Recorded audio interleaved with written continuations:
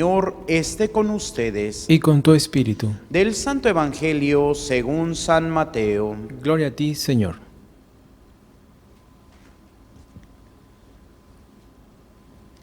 En aquel tiempo, cuando Jesús vio a la muchedumbre, subió al monte y se sentó. Entonces se le acercaron sus discípulos. Enseguida comenzó a enseñarles, hablándoles así: Dichosos los pobres de espíritu, porque de ellos es el reino de los cielos. Dichosos los que lloran, porque serán consolados. Dichosos los sufridos, porque heredarán la tierra. Dichosos los que tienen hambre y sed de justicia, porque serán saciados. Dichosos los misericordiosos, porque obtendrán misericordia. Dichosos los limpios de corazón, porque verán a Dios. Dichosos los que trabajan por la paz, porque se les llamará hijos de Dios. Dichosos los perseguidos por causa de la justicia, porque de ellos es el reino de los cielos. Dichosos serán ustedes cuando los injurien, los persigan y digan cosas falsas de ustedes por causa mía. Alégrense y salten de contento, porque su premio será grande en los cielos, puesto que de la misma manera persiguieron a los profetas que vivieron antes que ustedes. Palabra del Señor. Gloria a ti, Señor Jesús. Por la lectura del Santo Evangelio sean perdonados nuestros pecados. Nos sentamos brevemente. Queridos hermanos y hermanas, el día de hoy empezamos a meditar el Evangelio de San Mateo, porque todavía hasta el día sábado terminamos lo que es el Evangelio de San Marcos. Desde enero pues empezamos a leer el Evangelio de San Marcos. Ahí por febrero se detuvo, casi al final de febrero, porque empezamos con el tiempo de la Cuaresma, 40 días, la Semana Santa, la semana de Pascua o la semana de la octava de Pascua, y posteriormente 40 días prácticamente de el tiempo de la Pascua. ¿Por qué digo 40 días? Porque le quito precisamente el tiempo de la octava, entonces serían 30 días hasta la ascensión del Señor, que pues en México, como se traslada la fiesta del jueves a el sábado, pues podríamos decir que fueron 35 días, y luego viene la última parte, los últimos 8 días, y terminamos con la celebración de Pentecostés.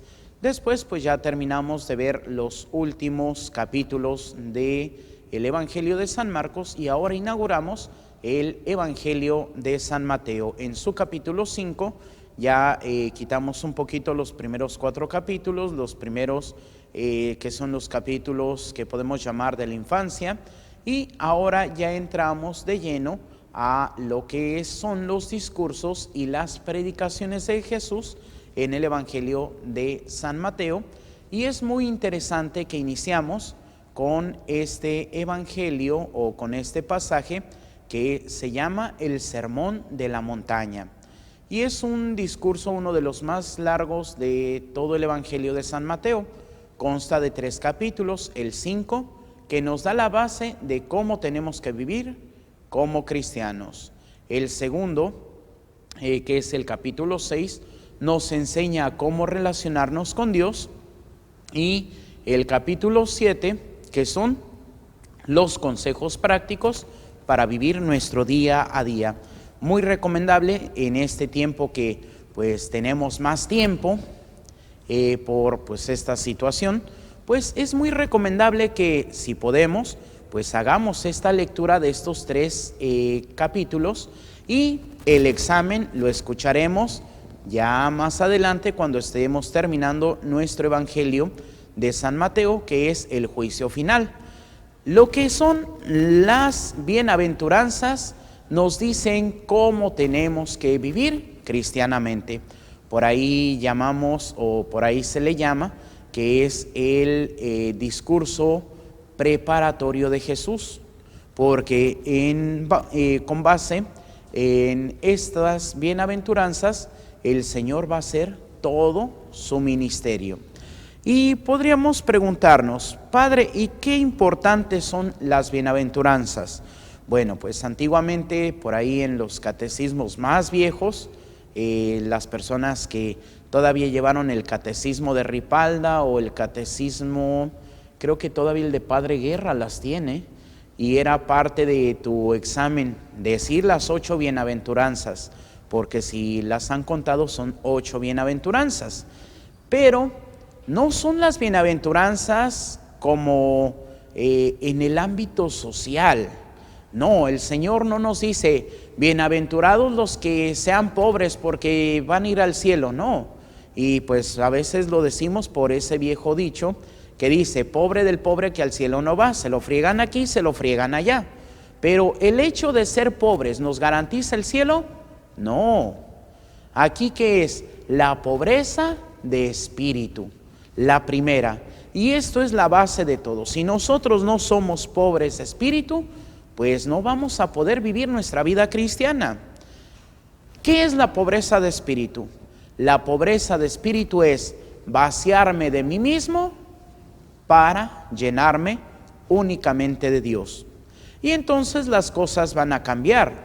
Entonces vamos a ver las cosas desde otra perspectiva. Por ejemplo, pues en este tiempo que pues muchos hermanos se nos han adelantado en el camino, ya sea por el virus o como también una persona decía, Padre, pues es que se murió mi familiar. Y yo, ¿y de qué falleció? Pues es que lo llevábamos al hospital para que le hicieran su tratamiento y lo teníamos que llevar regularmente, pero pues llegó lo del virus y ya no dejaron que fuera para hacer el tratamiento y pues no podíamos costearlo en una clínica privada, ni modo. Pues insistimos y el día que dijeron, bueno, sí, tráiganlo, le vamos a hacer el tratamiento, se lo llevó el Señor. Pues sí, ha venido a afectar todo este virus, pero ahí es donde debemos depender de Dios. Podríamos decir, ¿a quién le vas a dejar todo lo que tienes? Y a veces que tenemos, como por ahí dicen, el espíritu de recogimiento. ¿Por qué? Porque vemos esto y lo recogemos, vemos lo otro y lo recogemos, y a veces ya tenemos un montón de chácharas entre nuestras cosas. Pero con el viejo principio de, tal vez después lo utilice, tal vez me sirva para esto. Ya si lo has tenido un año y no ha servido para nada, ya sácalo, ni va a servir para nada. Pero pues nos vamos haciendo de cosas. Es por ahí donde dice que una vez el emperador japonés pues salió a las calles a visitar. Entonces pues pasa por un barrio muy pobre, muy pobre. Entonces ve que un señor pues tiene su platito de arroz y agarra y le dice el emperador a ese hombre, tengo hambre, dame. Y dice, con todo respeto, emperador, es lo único que tengo. No te apures, dame lo que sea tu voluntad. Entonces, pues este hombre agarra y saca un granito de arroz y se lo da al emperador. El emperador, pues ni tardó ni perezoso, se come el granito de arroz y agarra y le dice a uno de sus ministros, dale su recompensa. Y pues le da una moneda de oro. Entonces este hombre va, emperador, tome mi plato entero. Y le dice, no, porque el primer granito de arroz me lo diste de corazón. Lo que ahora me quieres dar es por interés. No te doy nada. Y es precisamente nosotros cuántas veces podemos actuar así. En nuestra misma pobreza nos llenamos de nuestros tesoros que no queremos soltar. Eso es cuando no somos pobres de espíritu, y podemos ver personas que son pues relativamente muy ricas, pero con un corazón tan desprendido que pues lo dan todo. Me tocó ver a una persona y me decían, ay padre, es que mi hermano, pues si tiene algo en la mano y le dicen dame, lo suelta. Y podríamos decir que bellos, no estar atados a nada. Esta es la bienaventuranza de la pobreza de espíritu.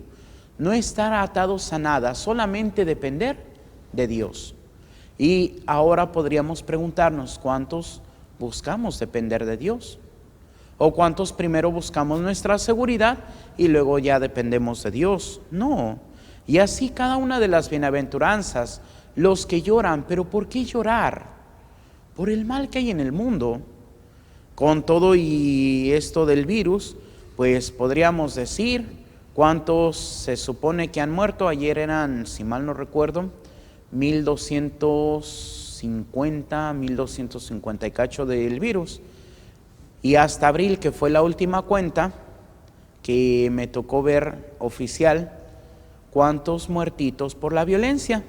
800 hasta el mes de abril. Entonces, como que no se les hace raro que la violencia está matando más que el mismo virus. ¿Y por qué es? Porque vivimos en una sociedad sin Dios. Porque no hemos puesto nuestros ojos en el cielo. Y esto es lo que tenemos que descubrir. Estas bienaventuranzas que nos dicen, dichosos cuando vivan como verdaderos cristianos.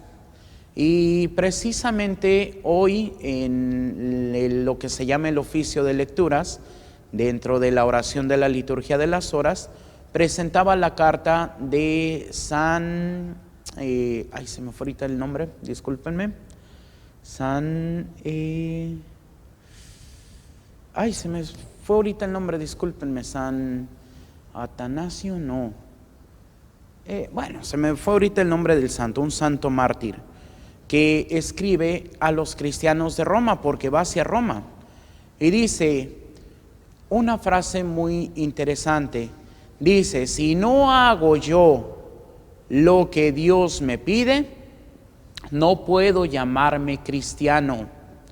Pero si el Señor me pide entregar mi vida, no les pido que el Señor me libre de las fauces de los leones, les pido que más bien me anime para que en ese momento no desfallezca, porque yo quiero ser como trigo puro, triturado en las fauces de las fieras. Y es precisamente, después dice que el legado del cristiano es el haber hecho la voluntad de Dios. Por eso, si recordamos a los santos el día de hoy, es porque trataron de ser siempre fieles al Señor. Y digo, ¿por qué trataron? Porque en cierto modo a mí no me gustan las películas de santos. Y dirán, Padre, ¿por qué no le gustan? Digo, porque me ponen a los pobres santos bien deshumanizados, los ponen bien así como que bien santitos desde el primer momento. Y hay una película por ahí de Santa Bernadette que pues a unas personas no les gustó y a mí dijo, ay, por fin una película de una santa real.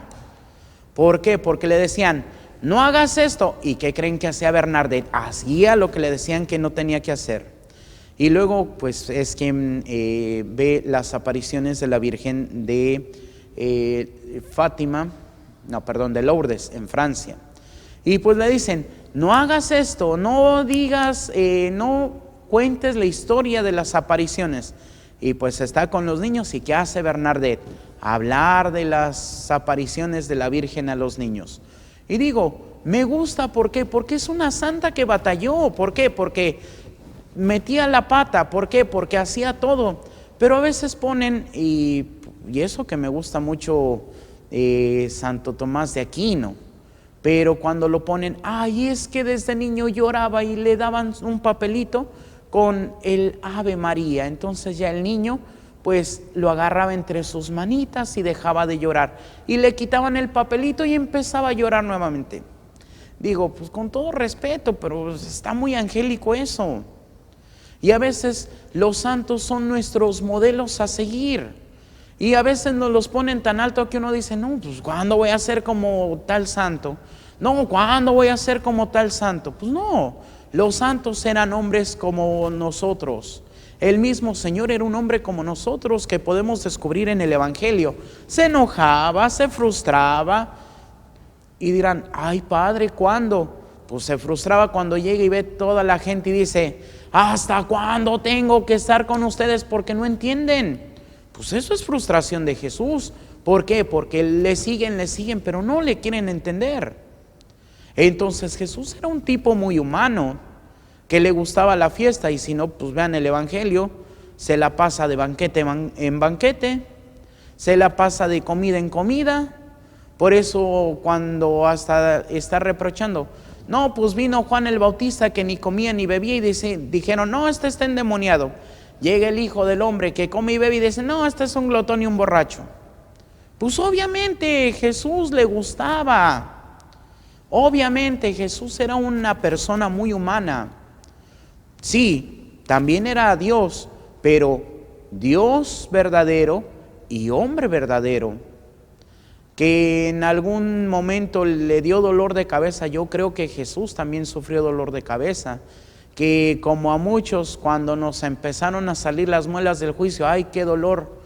Pues yo creo que también Jesús tuvo el dolor de muelas. A Jesús también le salieron primero sus dientes de leche y luego se le cayeron y ya le salieron sus dientes permanentes. Jesús era un tipo como nosotros. Hasta ese canto que es de un padre de Monterrey, que se lo achacan a Sandy Caldera, pero no, es de un padre, bueno, más bien es de dos padres que son de la Arquidiócesis de Monterrey, que es el de el Cierto Galileo, que pues el nombre correcto no es el Cierto Galileo, es pronunció mi nombre.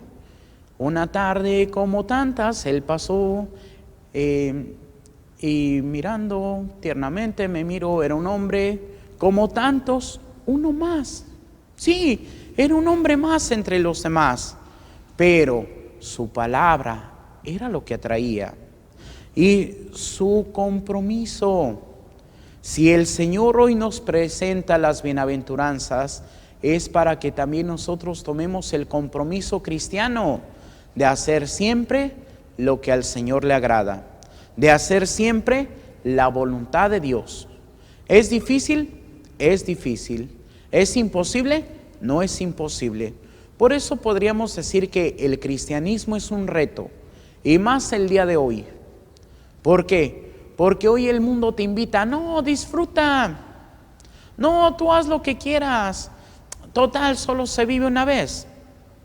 Y un día que iba a celebrarles a las monjitas al rancho, pues un carro traía una canción a todo volumen, pues ahí medio norteñota, de que si dale al cuerpo lo que quiere, que si quiere cerveza, dale cerveza, y que si quiere su vino, dale su vino, y que si quiere comida, pues dale comida, al cabo venimos al mundo para disfrutar.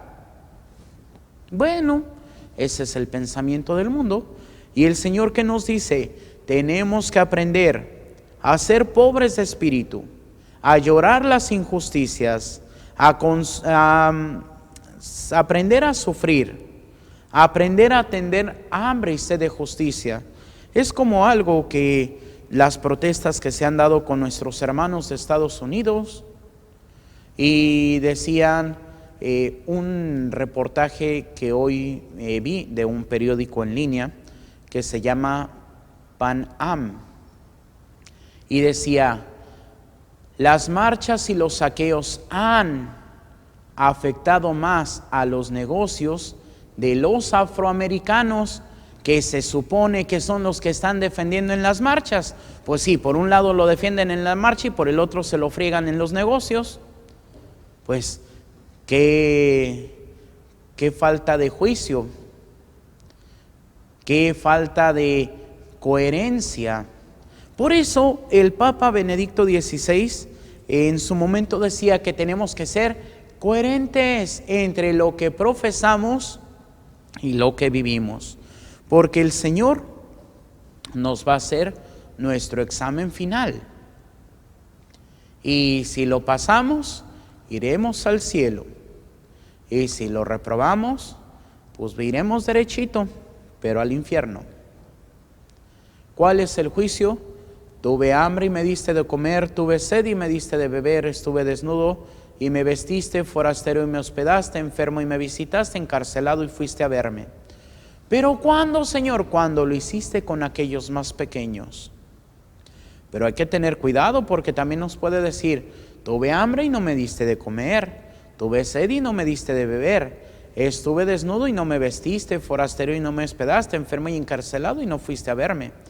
¿Cuándo, Señor, te vimos tan mal y no te asistimos? Cuando no lo hiciste con aquellos más pequeños, tampoco conmigo lo hiciste. Ese es el examen. ¿Y ese examen de dónde sale? Precisamente de las bienaventuranzas. Precisamente del discurso programático de Jesús, el Sermón de la Montaña, en donde nos va a decir que tenemos que hacer oración, hacer sacrificios, que tenemos que dar limosna a los que la necesitan, en donde nos va a decir que nuestro premio no está aquí en el mundo, nuestro premio está en el cielo, y es en donde nos va a legar la oración por excelencia, el Padre Nuestro. Porque si realmente vivimos de acuerdo a su plan de amor y santidad, tenemos el cielo ganado. Pero tenemos que esforzarnos, tenemos que poner de nosotros para poder vivir de acuerdo a su santa voluntad. Que así sea, para gloria de Dios Padre, Hijo y Espíritu Santo. Amén. Nos ponemos de pie para hacer nuestra oración de Padre Carlos de Foucault. Padre, me pongo en tus manos. Haz de mí lo que quieras, sea lo que sea, te doy las gracias. Estoy dispuesto a todo, lo acepto todo, con tal de que tu voluntad se cumpla en mí y en todas tus criaturas. No deseo más, Padre, te confío mi alma, te la doy con todo el amor de que soy capaz porque te amo. Y necesito darme a ti, ponerme en tus manos, sin limitación, sin medida, con una confianza infinita, porque tú, Señor, eres mi Padre. Amén. Nos sentamos y continuamos con nuestra celebración.